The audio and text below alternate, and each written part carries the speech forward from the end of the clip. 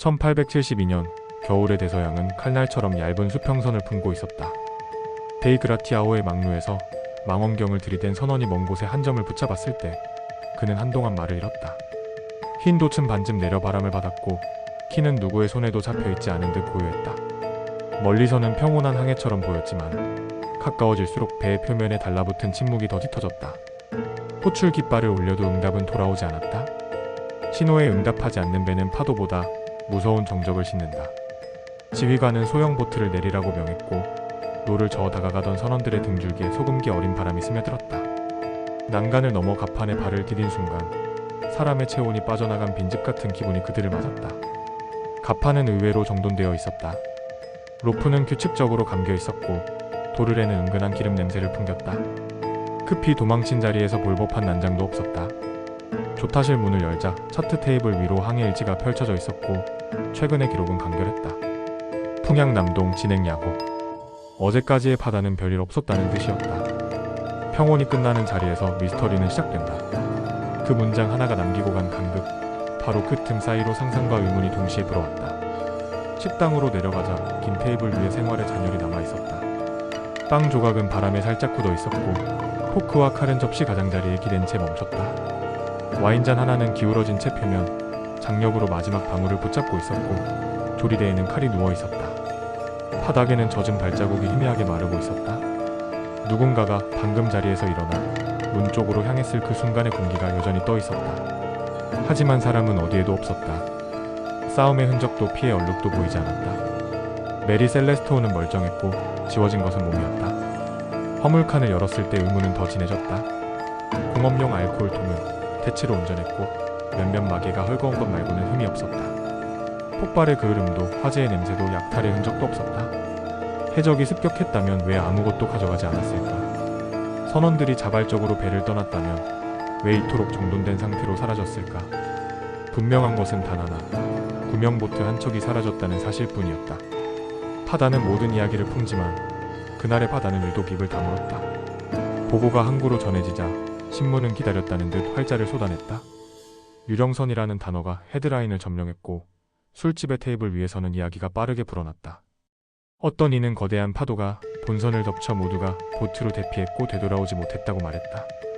다른 이는 하늘에서 떨어진 알 수 없는 빛이 사람들을 끌어올렸다고 속삭였다. 폭동설과 해적설은 화물의 무사함 앞에서 힘을 잃었다. 설명되지 않는 순간 사람은 더 설명되지 않는 이야기에 기대고 싶어진다. 그렇게 진실보다는 허구, 풍문이 스며들기 시작했다. 조사관들은 차갑게 기록을 모았다. 풍향과 조류, 수온과 기압, 그날의 하늘을 기억하는 구름의 움직임까지 대조했다.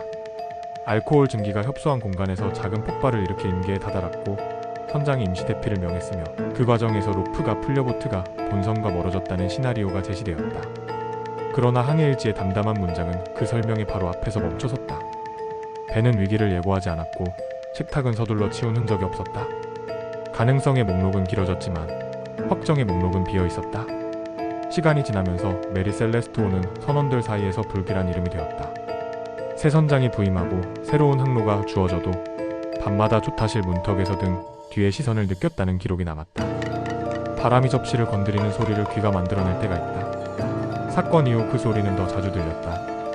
누군가는 비어있는 식당에서 의자가 아주 조금 움직였다고 말했고 누군가는 통풍구에서 사람의 목소리 같은 낮은 울림을 들었다고 했다. 증거는 없었다. 그러나 배에는 설명할 수 없는 미세한 기척이 남아있었다. 문학과 신문은 이 배를 오래 사랑했다. 작가들은 빈 식탁을 한 장의 이미지로 고정했고 편집자들은 해마다 사건을 소환해 같은 질문을 반복했다. 왜 배는 남고 사람만 사라졌는가? 무엇이 그들을 일어서게 했는가? 무엇이 그들을 다시 돌아오지 못하게 했는가? 3개의 문장이 100개의 소설을 낳았고 소설은 다시 1000개의 추측을 낳았다. 초자연의 어두운 모서리가 등장했고 항해 기술의 작은 실패가 확대되었다. 그러나 어떤 서사도 사건을 닫지 못했다. 다치지 않았기에 이야기는 지금도 읽힌다. 사건을 설명하려는 시도는 종종 또 다른 미스터리를 만든다. 아무도 다치지 않았다는 설명은 그렇다면 왜 모두 떠났는가라는 역설을 부른다. 급박했다는 가설은 그렇다면 왜 식탁은 한가했는가라는 반문을 낳는다. 폭발을 우려했다는 주장은 그렇다면 왜 화물은 그대로였는가에 걸린다. 바다는 질문을 하나 줄일 때마다 새로운 질문을 몇 묶음 더 내민다. 그리고 그 여백 위에서 풍문은 먼저 깃발을 꽂는다. 나는 가끔 이 사건을 아주 단순하게 상상해 본다. 사람들은 지쳐 있었고 결속 하나가 생각보다 느슨했고 바람은 예보보다 약간 세게 불었다. 사소한 변수들이 모여 큰 결과를 만드는 순간 인간은 늘 뒤늦게 그 중요성을 깨닫는다. 사건이 단순할수록 우리는 덜 안심한다. 단순한 원인은 언제든 반복될 수 있기 때문이다. 그래서 사람은 드문 원인을 찾고 복잡한 해답을 원한다. 그렇게 우리는 진실보다는 허구, 풍문에서 기묘한 위안을 얻는다. 항해일지의 마지막 문장을 다시 떠올린다. 풍양남동 진행야구. 아무 일도 없던 문장 뒤에 모든 일이 일어났다는 사실이 사건의 심장부다. 평호는 때때로 큰 침묵을 감추고 그 침묵은 가장 중요한 장면을 생략한다. 우리는 기록을 신뢰하지만 기록은 언제나 가장 필요한 장면을 비워둔다. 그 빈칸을 메우는 것은 늘 이야기였다. 사람은 빈자리를 견디지 못해 상상을 불러온다. 세월이 흐른 뒤에도 연구는 계속되었다. 기상 데이터의 재해석, 항로의 재구성, 선박 구조의 취약 지정, 목록화, 집단 의사결정 오류에 대한 심리학적 분석까지. 분석이 정교할수록 단정은 멀어졌다. 어느 보고서는 이렇게 끝맺었다. 우리는 모른다. 그 말은 무지가 아니라 정직이었다. 모름을 인정하는 태도는 바다 앞에서 배워야 하는 첫 기술이다. 이제 나는 그 식탁 앞에 서 있는 상상을 한다. 햇살이 얇게 들어오는 정오, 접시의 가장자리가 은빛으로 반짝이고 와인잔의 붉은 선이 수면처럼 흔들릴 때 누군가는 가족의 안부를 묻고 누군가는 다음 기항지의 날씨를 이야기하고 누군가는 집의 냄비 소리를 떠올린다. 사소한 대화들이 파도처럼 겹치다가 어느 순간 모두 일어서고 필름은 그 자리에서 끊긴다. 그 다음 장면은 없다. 사람은 떠났고 생활만 남아있다. 도시의 편집실에서는 유령선이라는 말이 한 줄의 슬로건이 된다. 슬로건은 안전한 거리를 포장하고 그 거리 위에서 우리는 타인의 재난을 이야기의 형식으로 감싼다. 메리 셀레스트는 그렇게 소비되었기 때문에 오래 살아남았다. 밤바다의 소리, 돛대의 삐걱거림, 선체의 낮은 숨소리, 그리고 사람의 기척이 사라진 자리에서만 울리는 얇은 정적. 그 정적은 빈자리의 또 다른 이름이었다. 마지막으로 묻는다. 잘 떠있던 배가 왜 사람만 내려놓았을까? 그들이 남겨둔 접시는 왜 아직도 식탁 위에 놓여 있었을까?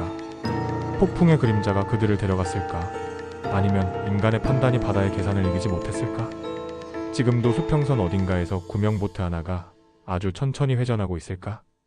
아니면 모든 것은 이미 오래전에 가라앉았고 우리가 붙잡는 것은 사실의 조각이 아니라 이야기의 조각일까? 당신은 어디까지 믿고 어디에서 멈출 것인가?